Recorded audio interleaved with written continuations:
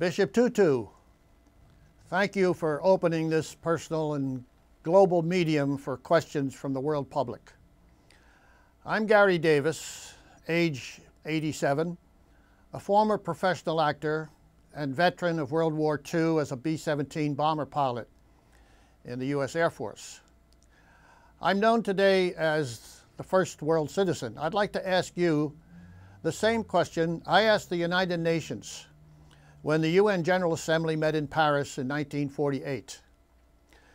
At that time, Chairperson and Delegate Eleanor Roosevelt had drafted the Universal Declaration of Human Rights, but the Soviet bloc adamantly rejected it as an intrusion on their national sovereignty. Well, after 3 years and 81 meetings, it remained stalled in committee. Now, on November 22, 1948, with Albert Camus, Father Monteclar, Robert Sarrazac, and others, I interrupted the United Nations General Assembly in Paris, proclaiming that the nations you represent divide us and lead us to the brink of total war. We demanded that the UN create a government of, by, and for the people of the world so that it could indeed outlaw war and make peace. In follow-up meetings, we asked, what is your plan for world peace? Well, the UN President, Dr. Herbert Evatt, answered that the UN wasn't set up to make peace, only to help preserve it once the nations created it. In response, we rallied 20,000 people, filling the Paris Velodrome d'Hiver Stadium. There were supporting rallies held around the world. And shaken by this tremendous showing of people power, the Soviets' UN bloc stood aside, and the very next day, December 10, 1948, the Universal Declaration of Human Rights was passed unanimously.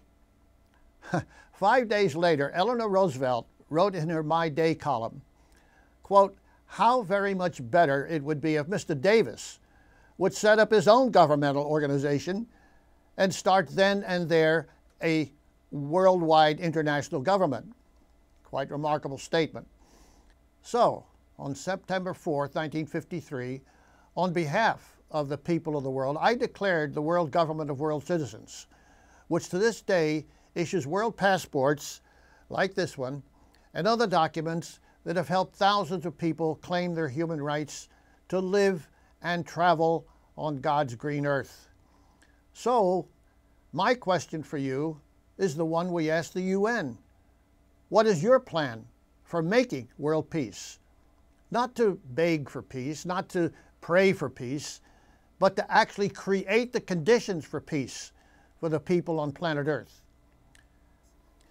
We're all aware, Bishop Tutu, that if nations continue their present militaristic course, humanity itself faces the threat of a global nuclear holocaust. There is no time to lose. So would you agree then to join together with us, to do more than just sign the UDHR, but to actually help implement its directive? In Article 21.3 that, quote, "The will of the people shall be the basis of the authority of government," and that we, the citizens of the world, in accordance with Article 28, create, quote, "an international order in which these rights and freedoms set forth in this declaration can be fully realized," unquote. Finally, would you be willing to meet with us to help the people of the world reclaim our sovereign power to evolve the democratic world government, which has been promoted by elders throughout the ages, from Socrates, Tom Paine, to Mahatma Gandhi and Albert Einstein? We ask, on behalf of the millions of us who've already claimed world citizenship, including the youth of the world who have the right to live full and fruitful lives, and then finally the mothers who bear us humans onto this planetary soil. We eagerly await your response. Thank you for your attention.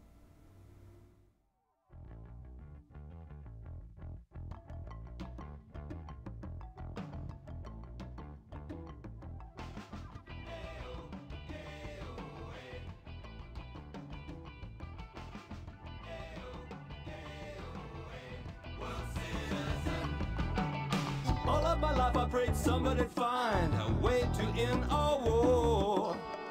Then one day I met Garry, and he made my mind sore. My country is the world, he said, and he thrives in that creation. For 60 years he lives as a citizen of no one nation. Feelings inside, so warm, so great.